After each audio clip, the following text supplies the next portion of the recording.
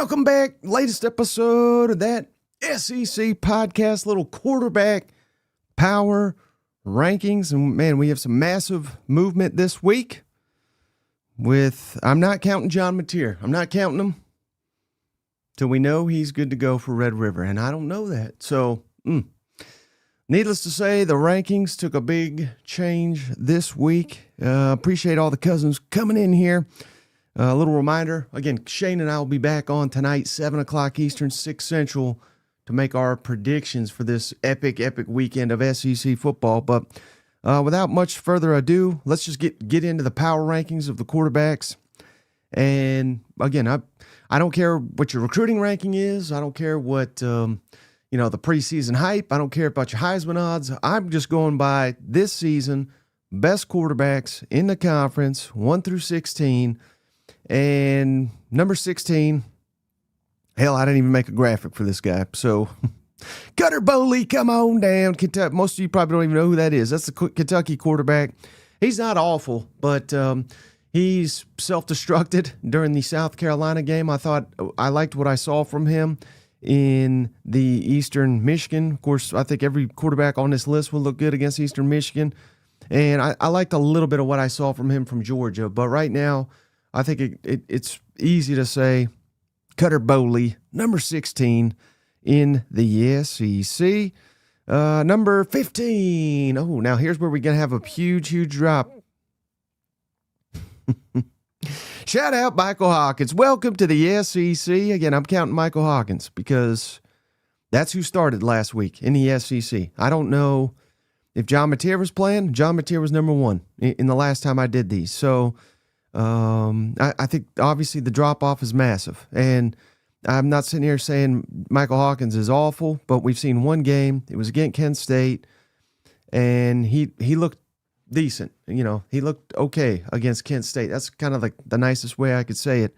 I think if he's the starter against Texas, I think we're going to have a real problem here. So, again, a little teaser for the upcoming show, but Michael Hawkins, a lot of it due to lack of actually seeing him on the field this year. Give me him, number 15. Number 14, come on down to Mr. Jackson Arnold. Come on, he's an elite runner. What is he, I guess, as a passer?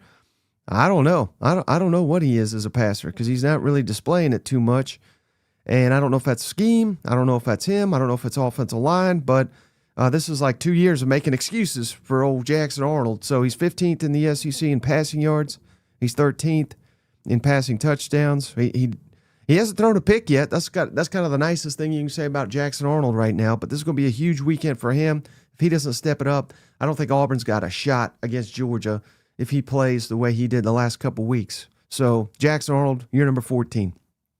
Number 13, fading fast, in my opinion. Hate it for you. I hate it for you. Oh, you're on a bye, so shoot, I didn't do your graphic either. But Blake Shapen, come on down. He was getting harassed against A&M. He was yelling at his lineman. Shout out Daniel. He says, Daniel says, Arnold's got 0 interceptions because he's getting sacked standing in the pocket. I mean, that's true. Again, I'm going back to say, I don't know how to evaluate him, and appreciate you, P5. The hat is back. Blake Shapen, you're number 13. Not impressed here lately. I think he's fading fast. Same deal a little bit as Arnold, though. He's been getting harassed. Tennessee got to him. A&M all over his ass. So Blake Shapen, you're fading fast, and if you don't turn things around, you may be even lower in these quarterback rankings. All right, number 12. I debated. Master debated this one. Arch Manning, give me number 12. I'm not throwing him in the trash. I'm not the athletic New York Times. I don't think he's awful. I think he's got a big time. He's got to perform a hell of a lot better than he has been performing. But how much is the offensive line? How much is that Sarkisian scheming up things around him? I don't know. That remains to be seen. But I think final determination on Arch. Well, maybe not final determination, but a big measuring stick will come this weekend in Red River. If he looks like dog doo-doo again, he deserves to be even lower. But if he mans up And at times he did that against Florida. There's a lot of hate out there for Arch, but there were plays he made. Now there were turnovers he made too. So we gotta eliminate those. But he's tough as hell. He was stepping up despite getting destroyed all game, and he kept battling. We need that Arch this weekend because he's going to get hit a lot this Saturday too. So Arch, I'm still a believer in you, but I need to see more. Just like I've been saying about DJ Lagway. Come on, I debated Lagway and Arch kind of back and forth. Honestly, I think Arch has looked better than Lagway for most of the season, but last weekend, DJ Lagway far and away the better quarterback, and it was a head-to-head matchup. So I gave the slight edge to old DJ. I'm glad I didn't give up on him. He's looking good. Now, can he do it? Was that a fluke? Perhaps. That could be a fluke because A&M is no joke. Their defensive line's just a hair below Oklahoma's, in my opinion. So they're going to be getting after his ass, Kyle Field. We're going to need another heroic performance from you, DJ. If Florida's going to get a win on the road, here's your opportunity, homecoming. Let's see what you're made of. I hope you return to this form and are more consistent because he is a hell of a player, and we saw that last week. I hope we see it more and more this season because it was rough watching him prior to last week. Speaking of rough watching, I didn't know how to rate this guy either. Give me Garrett Nussmeier, number 10. And I'm giving him the benefit of the doubt because he's been banged up. He's been injured, clearly. He doesn't have that zip on the ball, but he did go to Clemson. Of course, that doesn't look like that good of a win anymore. He did beat Florida, which Florida's defense looks like $1 million now, right? So, again, it's a mix. I'm giving him the benefit of the doubt, saying I think he'll be healthier. I think he'll look better. This is another very good defense he's going up against South Carolina. So, still, not super high. 10th quarterback in the SEC right now, Garrett Nussmeier. He was projected to be perhaps a top pick in the draft. So his stock has fallen significantly, but we're not even halfway through the season. So it could still rise, get healthy, get some help on that offensive line. I think Garrett Nussmeier will be a lot higher by the end of the season. Shout out number 9. I don't know what to do with this guy. Their fans think this guy can do no wrong. I don't know what they're watching because I'm seeing a lot of wrong. I'm seeing a lot of right, but I think it's more about his receivers than it is him. Fair or not, I don't know. But I'm giving number 9 to Marcel Reed. 15th in the SEC in completion percentage. He's really off the mark pushing the ball down the field. But he's got a hell of a, he's top 5 in passing yards, top 5 passing touchdowns, and he's barely thrown any interceptions, and he is an elite runner. So there's a lot to like about him. I'm not saying he's like awful, but I would honestly rather have every quarterback remaining on this list based on what I've seen this season. I think I'd rather have him than Marcel Reed. And we'll see. Maybe I'm just dead wrong. I mean, one throw, he looks amazing. One drive, he looks great. And then 2 drives, he doesn't. So I don't know what the hell to do with that. So, again, I'm giving him the benefit of the doubt, putting him over some NFL prospects here, but he's got to be a lot more consistent. He's got to get that completion percentage up. We're missing so many open guys here. Marcel Reed, I got you at number 9. Now, number 8, this is going to be controversial, but this guy's playing better and better. I don't think he's got much help. Give me Lenore Sellers, number 8. I think he is still a game wrecker. I think he's putting the team on his back. And he doesn't have much of a team around him. That would be my read on the situation. He's 14th in the SEC in passing yards. He's 15th in passing touchdowns. So, again, he's not killing it. But in rating, I think he's top 4 or 3 in the rating in the SEC. So I still like Sellers. He's still got a lot to prove, but he's playing the best football he's played this season, the last couple of weeks. So he's rising in these quarterback rankings. Give me Lenore Sellers, number 8.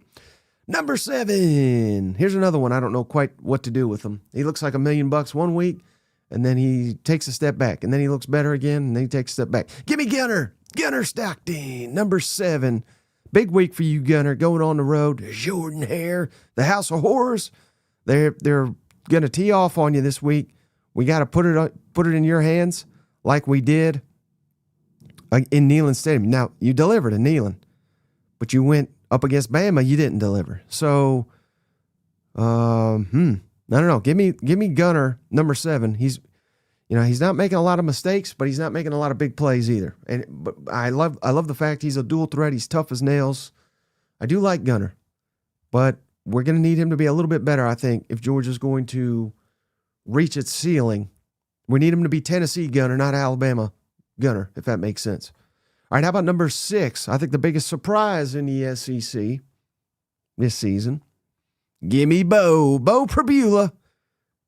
Just got to put the team on his back because you got to imagine Alabama's going to be gunning out for Ahmad Hardy. Not going to let Hardy beat him. Well, that means it's going to be on Bo's shoulders, perhaps. So he's number 1 in the SEC in completion percentage, and he's number 8 in passing yards, number 9 in passing touchdowns. And I think the offense has kind of took its foot off the gas a little bit because they haven't needed him against Louisiana and UMass. So we'll have to see what old Kirby and Eli have cooked up for Alabama. But I got a lot of faith in Bo Pribula, number 6. He's been as high as, I think, number 2 in the power rankings, and he's not really done anything to drop. It's just that other players, I think, have played better in recent weeks. So you're hovering right around a top 5 quarterback. If we get top 5 Bo this weekend, Missouri's going to win. I'm telling you. Speaking of number 5, if this guy's been in there all year, I'd probably put him a little bit higher, but he is kicking ass. Give me Trinidad Chambliss. I mean, he's a game wrecker, isn't he? I mean, where in the hell did this guy come from? I don't know, but slicing and dicing LSU's ass, that was massively impressive. Did the same thing against Tulane and outdueled Taylon Green in Arkansas. So Chambliss, maybe number 5's too low for him. It probably is. I think here we're in kind of the cream of the SEC. Shout out Lane Kiffin and this offensive staff for getting Trinidad ready to play and kick ass like he's been doing. So Trinidad, he's a Heisman candidate. He deserves to be. Give me Trinidad number 5. And, if he keeps having games like this, he's going to be much higher on this list by the end of the season. Number 4, give me Joey Swagular. I think he's the best passer, just pure passer in the SEC this year. He's number 2 in passing yards, number 2 in touchdowns, number 6 in rating. We got to get those interceptions down. I know none of them are his fault. Nothing he does is his fault, Fall Nation. I get it, but we got to correct that. Even he says the ball placement on the interceptions was his fault, but not to Vol Nation. I get it. Completion percentage 10th. We got to get that corrected. But he is executing Josh Heupel's offense nearly to perfection. So shout out Joey Swagular. I think he's the key to Tennessee to keep doing this and to potentially play a spoiler here in a couple weeks against Alabama on the road. And cannot wait to see him and John Mateer, provided Mateer's back, which he should be, go toe-to-toe, him and DJ Lagway. I mean, we could have some epic showdowns here. So shout out Joey, number 4. I think he's doing a hell of a job. This ain't going to be popular either. Oh, shit, I deleted his graphic. But give me old man Pavia. Come on, Diego. I think Diego's doing a hell of a job. I know he made the mistakes last week, and that's fine. But, hell, he's put Vanderbilt in a position to threaten Alabama in Tuscaloosa. It's pretty wild that, again, he's catching hell. And people didn't like him taking the knee, practicing the knee. I love that. Vanderbilt needs swagger. Vanderbilt needs some bravado. They're like the opposite of Missouri right now, or Missouri fans. They just believe they're going to whoop everybody's ass, and they don't care who knows it. So shout out Diego. He's looking like $1 million. He's one of the best quarterbacks in the country this year. Give me Diego Pavia, number 3. Just clean up those 2 turnovers you had against Alabama, and maybe we win that football game. But Diego, you're elite. We appreciate you on this channel. We also appreciate, even though your team's in the toilet. Damn it, Shane deleted this graphic too. But give me... Oh, wait, here we go. Sorry for calling you out, Shane. You didn't delete anything. You're the golden child. Shout out Taylon Green, number 2. I know his team's in shambles. I know the coach got fired. I know the defense is maybe the worst in the nation. But that doesn't take away from Taylon Green being amazing football player. He's number 2 in passing yards. He's number 4 in passing touchdowns. Hell, he's number 4 in overall rushing in the Southeastern Conference. We got to cut down on the interceptions. We got to get better at completions. But I think he's just pressing because he knows every time he takes the field, he's got to score. Otherwise, Arkansas is going to lose the damn game. And that's what cost them in literally all their losses is the offense not keeping pace with the opposing offense. So you insert Taylen Green at any other team, I think, in the Southeastern, well, short of Kentucky because there's hot garbage. But you put him at any other team, he's probably a Heisman favorite. Like put him at if he was at Texas right now, Texas would be undefeated, and he'd be winning the Heisman. You know, he's that good. At A&M, God almighty. Oh, I can't even think about it because A&M would be number 1 in the country, I think, if they had old Taylen Green. That's how good he is. So shout out Taylen. We still have love for you on this show. Number 1, though, without a doubt, guy's playing his ass off. Give me Ty Simpson, best quarterback in the country for my money, at least when it comes to just pure performance on the field. Number 1 passing yards in the SEC, number 1 passer rating, number 2 in passing touchdowns, number 3 in completion percentage. He's only thrown the 1 interception, which wasn't really even his fault. Aaron Murray did a really good breakdown, and he claimed it was the play design. I mean, he was thrown to a guy that was open, and then a defender that was covering someone else intercepted it. So again, I don't think that's really on Ty. That's a great defensive play is what that was. But regardless, Ty Simpson, there's not a quarterback playing better in the Southeastern Conference right now, and he should be recognized for being the best quarterback in the SEC that's not injured. Again, I'm considering John Mateer's injured right now. So if Mateer's in here, maybe I change his list, but I don't know that he is. Shout out Mitchell. He says Mateer about to run out that tunnel like the water boy in the burning. Oh, baby. I mean, how great would that be? You know what? If he did, I would very much appreciate it. Just like I appreciate Brandon McGaver sending a cousin a membership. We appreciate you, Brandon. Let me look this up and try to track down who you gifted here. But thoughts on the list? Again, I can recap it for you real quick. Ty Simpson, number 1. We got Taylen Green, number 2. Diego Pavia, 3. Joey Aguilar, 4. Trinidad Chambliss, number 5. Bo Perbula, 6. Gunnar Stockton, 7. Lenore Sellers, 8. Marcel Reed, 9. Garrett Nussmeier, 10. DJ Lagway, 11. Arch Manning, 12. Blake Shapen, 13. Jackson Arnold, 14. Michael Hawkins, 15. And Cutter Bowley, dead last, number 16. Appreciate you, Jay Glenn. My boy Bryce grew some nuts and asked out a girl here at UT Knoxville on campus today. Fine. Welcome to the family. I don't understand that, but we do appreciate the donation. Again, we'll read anything on here. We're like Anchorman. Chase, if Arch doesn't improve, does he get another year? If he doesn't improve, does he get another year? Yeah, I mean, they're not going to bench Arch or move on from Arch, I wouldn't think. That's kind of crazy talk. But I do appreciate the crazy talk on here. Damn it, I missed all these donations. Steven Up, JR, we appreciate you. I'm trying to track down who did the donating here, but Spain is mad. Well, it is what it is. I mean, who is Blake Shapen looked like $1 million against Arizona State. I don't keep up with Arizona State, but are they anything? I don't know if they are. Blake Shapen didn't look fantastic against Tennessee. It was more the running game, and he totally got solved against A&M. So I don't know. I don't know how you rate Blake Shapen any higher than where he is. James, appreciate you letting us know. JR did mine. All right, so James, we'll play a little JR jingle here for you. We do appreciate all the support. Legend, Cousin JR has done it again. Thank you, JR, and welcome, James Stymack, to the family. We appreciate you, buddy. So I appreciate all you guys hanging out. Appreciate you, Chase. Pretty good list. Ty has been balling. Any questions here before we get going here? I'm just fired up for tonight's preview show because I think it's going to be a good one. I can't wait to see who Shane picks. I have no clue. He never tells me. And I'm feeling pretty confident about my predictions. I think they're going to be a little out there, but I'm feeling confident about them. I think we're going to get a lot of upsets. And yeah, I think I've got a number of upsets this weekend. That's all I'll say about it. But I think these games are not going to go according to plan. So what does that mean? I don't know. And who knows? Maybe we get an update on old John Mateer before the show. I don't think we will, but maybe we'll get one after.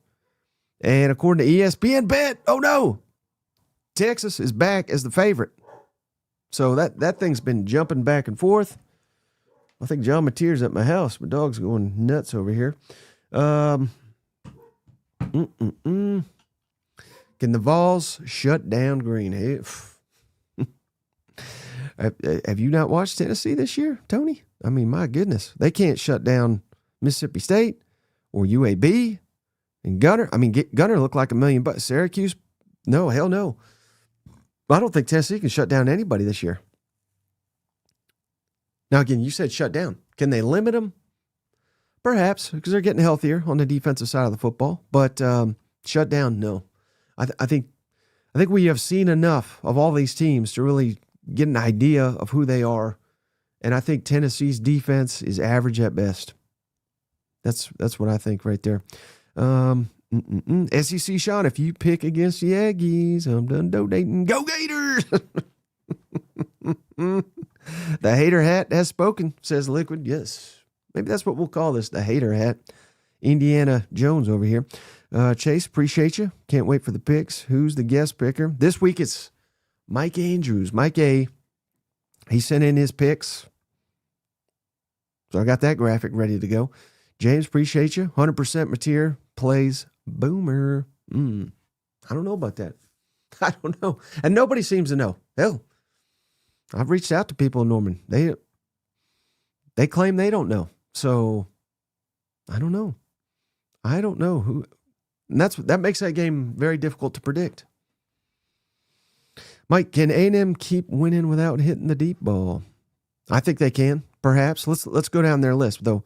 Now again, it depends on what you're asking here. The barn. Can A&M keep winning? How many games are we talking? Can they beat Florida without the deep ball? I think so. Can they beat Arkansas? Yes. Can they win at LSU without hitting the deep ball? I would say no. At Missouri? Very questionable. And even at Texas? No. I mean, I think you got to be hitting it against some of these teams because you got to keep them honest.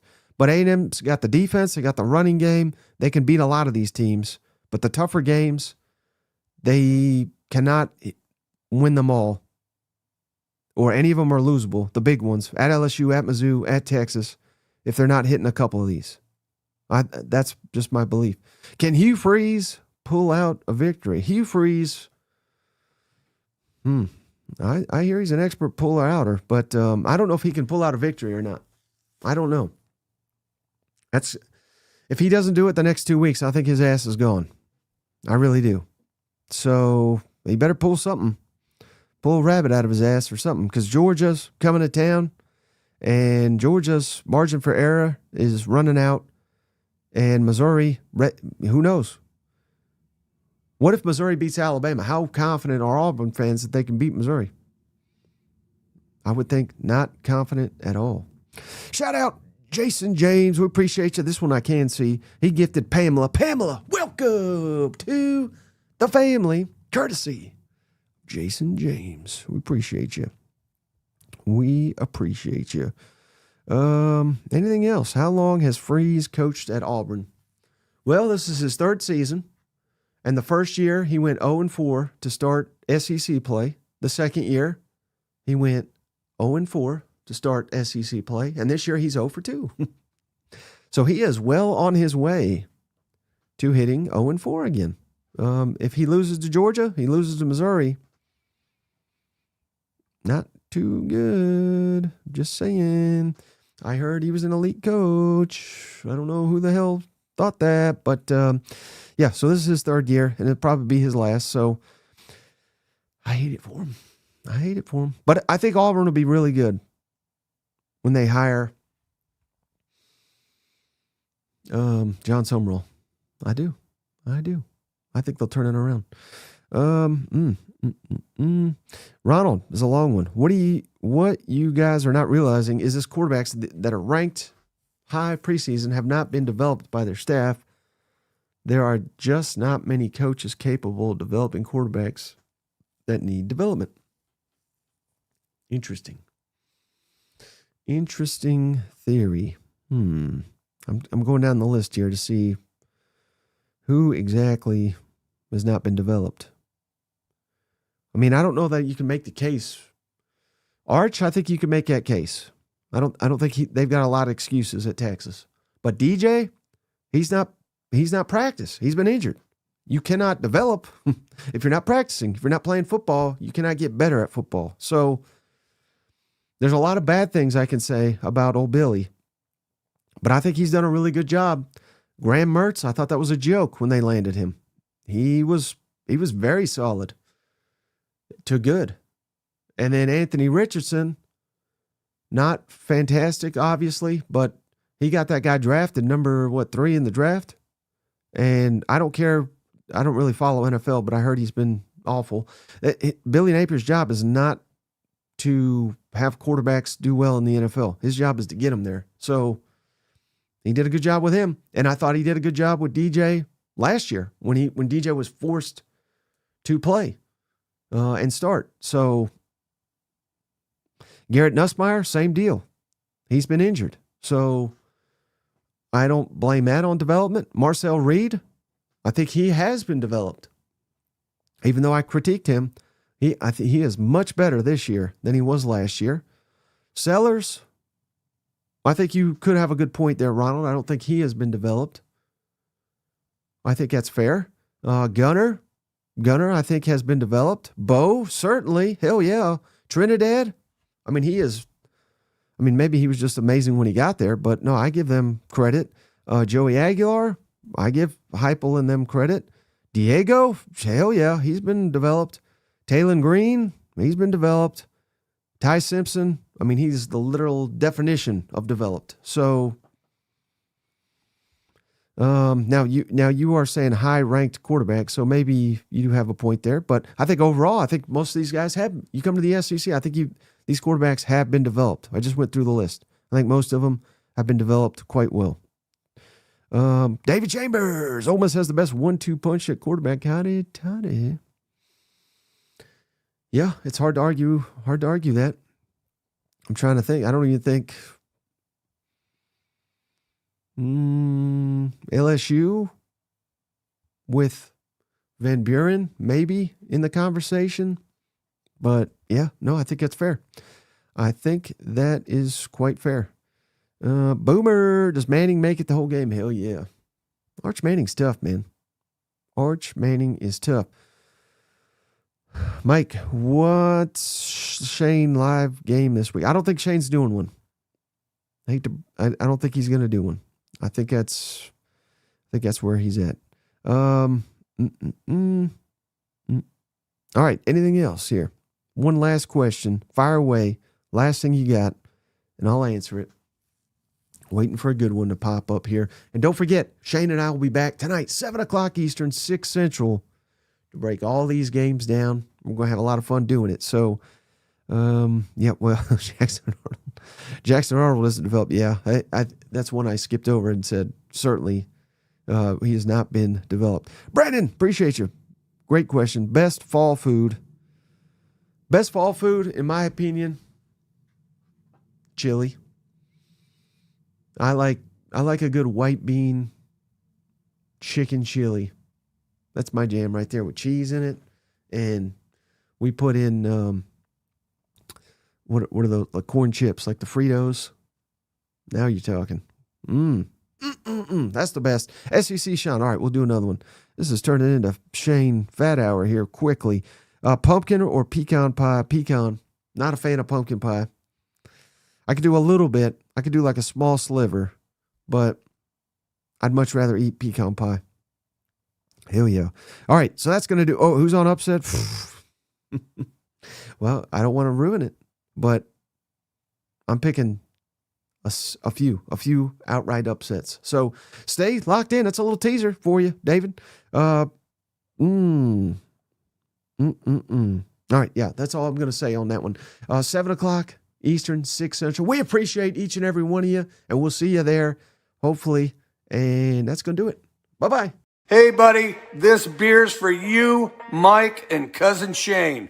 That SEC podcast loves the Pirate, and the Pirate loves that SEC podcast. Hail State.